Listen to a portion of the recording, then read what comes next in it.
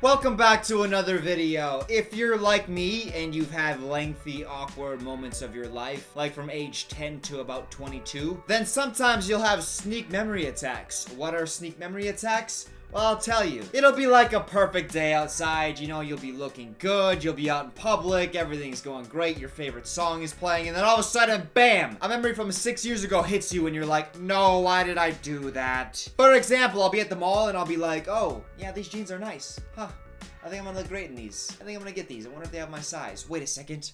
Remember that one time you were on a date and she wanted you to kiss her and instead you stuck your phone in her mouth? A few days ago, my most recent memory attack, and I call them memory attacks and not flashbacks because they are violent and unforgiving. This memory attack is about a first date I went on. I don't even have to create an alias for this girl because I literally don't remember her name. I know it's bad. I should remember this information. However, I'm just terrible with names. For now, we're gonna call her Emily. I meet Emily on this dating app called Tinder. If you haven't heard of it, it's like a little app for your phone. For the record, I didn't use Tinder for a long period of time, just for like, I don't know, like 4 or 5 years, which I've been alive for 26 years, so really that's like a fifth of my life, tops, you know, so it's not really that long that I've had Tinder. So Emily and I are talking, and one thing I like about Emily is the fact that she's an instant responder. If I message her, she's getting back to me within like 30 seconds to a minute, tops. So we got this little game going where we're asking each other questions to get to know each other better, but we're not allowed to ask each other the same question that the person before just asked. That's one of my games, man. It's one of my games. I like to play little games and text conversations, especially when I'm trying to get to know somebody. The problem is, my phone is running out of battery. The nearest available outlet is across the room, so I plug it in, leave it across the room, but I'm playing Infamous 2, which is a ridiculously fun game. I'm playing that on the other side of the room, so what I would do is I would like play for 45 seconds, pause, run across the room, check for a message, respond, run back, play, 45 seconds, pause, run back. It was like an arduous thing. I really should have ended the conversation. I should have been like, hey, I'm busy. I got this really important video game. You understand, right? It's points like those that you can be like, hey, my family cat just died, I need a day. She's really nervous that I'm like a serial killer, and I feel like a lot of people get those vibes from me because I'm very logical, very analytical, and people say that those are the traits of a serial killer. And she's like, you're not a serial killer, right? And I'm like, no way. And she believed me, what an idiot. She's buried at Crestwood Cemetery. Oh god, I got her. Now, honestly, I don't know how girls do it. Like, seriously. To meet a stranger online, you could get murdered, or raped, or assaulted, or stabbed, or eyes gouged. Imagine that. Some guy just gouges your eyes, and he's like, haha, I'm gonna leave now. Like, that would be a terrible day. And I wouldn't blame girls if they brought weapons on dates. Like, if a girl brought nunchucks or nunchucks? Like, hit you in the face so your face is numb, that's why it's a nunchuck. I chucked it at your face, and it's numb. Is that where the name comes from? But really, I wouldn't blame a girl for bringing a weapon, whether it be nunchucks, brass knuckles, the thing where it's like a stick, and then it's got the chain, and then the spiky ball on the end. Like, imagine one of those. I would definitely not assault a girl, ever. But if I was an assaulter, like if I was a criminal, and I saw a girl with one of those spiky ball chain things, I would not fuck with her ever. So she's like, okay, where are we gonna go for our date? And I'm like, don't worry about it, I got it planned out. And she's like, okay, so what are we gonna be doing? And I'm like, you know what? It's a secret, it's a surprise, just trust me, it's gonna be great. But at this point, I have nothing planned whatsoever. I'm just playing it smooth. I'm sure at some point, I'm gonna think of something. I turn to my good friend Google and I'm like, great first date ideas. If you ever Googled and looked up some great first date ideas, you'll come across some of the stupidest shit. Mini golf, hiking, picnic. A fucking picnic? That's your idea for a good date. Like, I searched unique date ideas and you gave me a goddamn picnic. It's fucking November. It is snowing outside. You want me to fucking get hypothermia? Google? I thought we were friends. And then there was this other idea, which I actually considered for a second before I realized was the stupidest thing I've ever heard. You both dress up like it's the 1920s, and then you go out on a date, and then just you talk like you're from the 1920s, and you interact with your environment like it's all 1920s. But everybody around you has no idea what's going on. So you're just like, you're just living in the 1920s, and everyone else is like, who the fuck are these weirdos? The issue I'm having is I've told this girl that it's gonna be a unique date, and specifically it's gonna be something that's not dinner and a movie. So I'm like, okay, I need something here. Finally, I come across this idea. It's kind of interesting. I get $20, she gets $20, and then we buy stuff for our date, and then we go from there. And I'm like, that's perfect for me because I am good on my feet. so I don't have to do any more planning or thinking. Before the date, I was debating on whether or not to bring a condom. This is a very important decision. If you don't bring the condom and you end up having sex, it's Tinder after all. You're gonna be pretty fucked. Like, what are you gonna do? You're gonna run to this convenience store real quick and just kill the mood? Come on. But if you bring a condom, then you're the douchey guy that expects sex. Which one do you want to be? So I'm home before the date, holding this condom in front of me with 2 hands, and I'm like, what do I do? As if this is gonna, like, change the course of human history. I'm like, it's a major decision. Do I bring it? Do I not bring it? Bring it, potentially be a douchebag. Not bring it, potentially have children. It's a really serious decision. So yeah, I ended up bringing it, and in the end, spoiler alert, we didn't have sex, but the condom came out. Ho, we're getting there. I told her to meet me in the candy aisle of the store, because I'm like, I'm gonna buy some candy for our date, because, you know, it's like a very simple, light thing. No matter what you do, you can always eat candy. I'm like, okay, let's meet in the candy aisle. There, I'll give her $20, I'll have $20, and we'll buy stuff for our date, right? So I get there 10 minutes early, and I get there and I prepare. I get into my pose. I get down on my haunches, and I'm like scanning the bottom shelf of the candy aisle, and I'm just sitting there like I'm waiting for her. I'm like peeking out of my periphery. Mind you, there are other people in this aisle. I'm just like staring at one thing. So even if they don't know I'm looking at the periphery, I'm just staring at fucking Junior Mints for like 10 minutes. Just like... But I'm not gonna get out of my pose because I look cool like that, you know? Strategy, bitches. Problem is, I didn't think it through fully. She didn't show up on time. She showed up 10 minutes late, so I arrived 10 minutes early. So I got down on my haunches, bending over, kind of like a catcher, in like a catcher's position, but a little bit more sexy, like I'm a sexy catcher. That sounds dirty. Not in a weird way, but I'm bending down, waiting for her, just checking out of my periphery. Is she here? Is she here? Is she here? And she shows up 10 minutes late, so I'm down there for 20 minutes. Finally she comes, and I stand up, and I'm like, oh, thank God my legs are sore. And I'm a strategic person, so the first time I see her, I'm like, oh, hey. And then I give her one of my smoldering smiles. I try to put it on. I can't do it perfectly here because, you know, I'm like a method actor. I need to be in it. But this is like a cheap rendition. I was like, oh, hey. But again, I don't plan things out. I had in my head I was gonna like have the sexy crouch going on, and then I was gonna get up, smoldering smile, but I didn't think anything through beyond that. My mistake. So immediately my next thing is like, okay, we can't have any awkward lapses right as we're meeting. So I'm like, pull out the wallet, let's do this. So without saying another word, I pull out my wallet and I reach for money, right? And as I'm pulling out the money, my condom, which was next to my money, gets snagged on one of the bills and flops onto the ground. My triple XL Magnum condom is on the floor.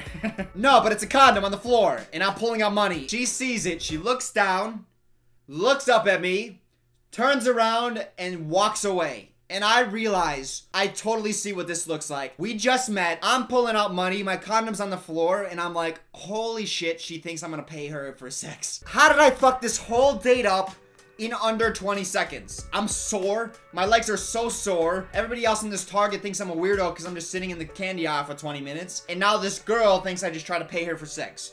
Brilliant. Luckily enough for me, I think my smoldering smile saved it a little bit because when she got to the end of the aisle, she turned back around. So I'm in damage control mode. I was like, no, I wasn't. I was trying to give you money because what I want you to do is to go out and spend this $20 on stuff for the date. And then I'll spend my $20 on stuff for the date. It'll be great. And she's like, no. And I'm like, it'll be cool though. And she's like, no. She literally won't take my money. And I put it out, I hand it to her, and she won't take my money. Bitch, take my money. You don't even have to have sex with me, just have my money. The problem with her rejecting my money, I was planning on using the time, because she was gonna go off on her own, I was gonna go off on my own, and then we're gonna meet up in like 15 minutes with whatever purchased to go on our date. And I was like, I'm gonna use that 15 minutes to figure out what I'm gonna talk about with her, what I'm gonna say, how I'm gonna act. But she won't give me that 15 fucking minutes, so now I'm just an awkward mess. We're walking around the store like, what should we buy? Oh, hand warmers? It's cold outside, maybe. And the whole time I'm just thinking that this whole thing is a disaster. Fucking Google let me down. No, Google didn't let me down. The girl let me down. Bitch, did you want to dress up like you were in the 1920s? Huh? Because that was option number fucking 2. I'm sorry. The cringe is making me angry. Because now we're just going around the store together in mostly awkward silence. And we have no real destination. I don't know what we're purchasing. So we're just wandering like Moses leaving Iraq. That's not the biblical story. It's been a while since I've heard that story, but I'm pretty sure he left Iraq or some place and then split a fucking ocean or some shit. I don't know. The next step of the date was to get in my car. I had planned to go somewhere special, but she would have to get in my car alone with me. And that's scary because you don't want to get into cars with strangers you met on the internet. But I have a plan to get around this defense of hers. She's a basic white girl, and there's a Starbucks attached to this Target. So I'm like, how about we get some Starbucks first, and then we'll go? And she's like, okay. Like, my life is worth risking for a little bit of Starbucks. So she gets in my car, and here's what I'm thinking. First dates, they're always a little bit awkward. It takes about until like 4 or 5 dates until you feel like you're connected with someone where it's not awkward. How do I get past that hurdle? How do I get past the initial awkwardness of like the first 3 or 4 dates? So I just try to push the envelope right from the gate. What do you want to know about me? Like, let's just get into the deep stuff so that all the other stuff just becomes less awkward. So what do? I take her to my childhood home, and I'm like, that is my childhood home. Ask me anything you want to know about me and I will answer. And you might think this is a weird strategy, but it actually works. At first, it's a little weird, like, why you want to get so deep the first date? That's what she said. But why do you want to get so deep on the first date? Like, we can build to that point.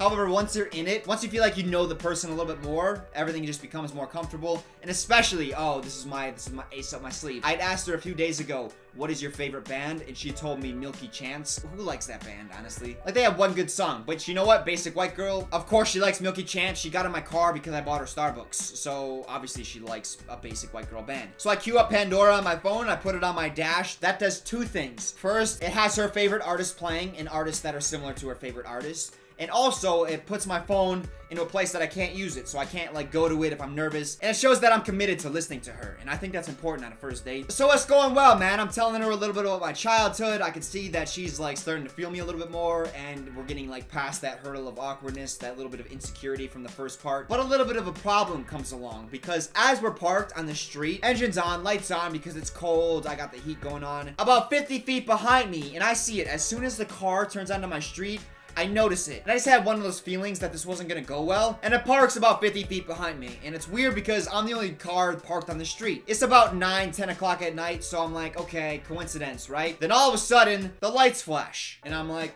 okay, maybe they, like, when they shut the engine off, the lights flashed one time. I don't know how cars work. I'm gonna keep my eye on it, but everything's probably all right. About 20 seconds goes by. I'm looking in my rearview mirror the whole time. And she's, like, still talking. And I'm not paying attention at all because I don't know, she's talking about some, like, basic white girl shit. I like Starbucks. I love the caramel macchiato. I don't give a shit. That's another joke. I'm actually listening. I'm, like, multitasking. I'm making sure that, like, we're not in danger. And I'm also listening to you talk about, you know, your basic white girl shit. So about 20 seconds goes by. I'm starting to feel a little bit more uncomfortable because they haven't gotten out of the car. I thought they would, like, get out of the car and then go into the house or something. But that doesn't happen. Instead, they flash their lights twice. And at this point, I'm like, okay, something's up.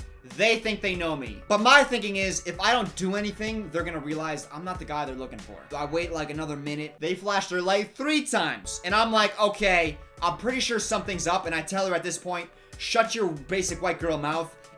I'm kidding, I'm not that mean. But I was like, hey, do you see those people behind this? Because I'm pretty sure we might be in some trouble. Then the doors open at the same time. The driver door and the passenger door. One guy on the passenger side gets out and he peeks, you know? I can hardly see him. It's still dark. And it's not until the driver walks into his headlights, like he goes and he's like walking my way, that I catch sight of him. He's got one of those long green baseball tees that like go down to his fucking kneecaps. He's got a bandana and a hat. Flat brim hat tipped backwards, you know? It was like backwards, but then it was also tipped. And then he got the bandana underneath, and I'm like, one piece of headwear, dude. Sagging jeans, and he had the chains, you know, the classic, the fucking chains on your jeans. I never understood that. Like, it just seems like a stupid addition. I'm gonna put chains on my jeans. Why? But it makes me realize that this guy seems like a drug dealer. So I'm just gonna assume at this point, I'm on a date, he's a drug dealer, flashing his lights at me, and I'm like, we need to fucking leave now. So I drive, and I'm looking at them as I'm leaving the street, and I'm not leaving, like, in, like, a panicked way, because I don't want them to be panicked and to, like, fucking do something rash. So I just slowly pull onto the road and then like go up the street, and I'm looking and he's running back to his car, and he's getting into his car, the door slammed, and I'm like, oh shit. So I turn on the next street. He follows me onto the same street. So I take another turn and then another turn and then park into a driveway. And like the idiot that he is, he drives right by. You fucking stupid drug dealer. Maybe if you had stayed in school and stopped selling drugs, you would be smart enough to realize I parked, bitch. And I'm proud of myself, man. I'm proud of myself. I just evaded this drug dealer. And the girl's like, I don't know what her mindset is at this point. Maybe she thinks like I called these people and like this is an association of mine. And I was like, oh shit, I forgot I scheduled my drug deal at the same time as my date. My bad. But at this point, we just escaped possible death. So I'm like, what do we do? Should we just like, see a movie. I don't know how to end this night. Like, where do we go from here? So we go see a movie, and one thing about me, I've never had, like, a theater makeout session. I know it's, like, a classic thing all kids have done. Never done it, so I'm like, maybe, like, I can sneak some of that in, so we go see a midnight showing. But the theater's kind of packed, you know? Some, like, big guy just comes sits next to me, and then some girl sits next to her, and, like, we're just kind of smushing the center here. But I'm not gonna make out with her with the fucking big dude over here slurping on his drink, eating gummy worms and popcorn. Like, this is not the kind of person I want next to me when I'm making out. So the movie's over, it was fucking awful. I drive her back to her car, and I'm like, okay, do I get a kiss? I just saved our lives. Literally, my fast thinking saved our lives. Maybe I deserve a kiss. But I'm not gonna, like, force myself on her, so I'm gonna, like, let her decide. So I go in, like, face first, and then I'm just, like, reading her. I'm just, like, scanning her. I'm like, what is she doing? And she does this. You know, she gives me the shoulder, and I'm like, oh, okay, great. We're going for the fucking hug. Late night hug. What are we, fucking 12? But yeah, that was actually my last Tinder date that I've ever been on. That was a good wake-up call, man. Don't go on Tinder dates. I figured it's been a while since I've done a story time, and I wanted to do another one, so here it is. The next video is gonna be the 16 personalities test. Someone hit me up and was like, I think it'd be interesting if you took that test. It would help us get to know you more, and it would also be interesting for you, I think. And I agree, so I think I'm gonna do that for the next video. Come back in a few days for that. I will see you later.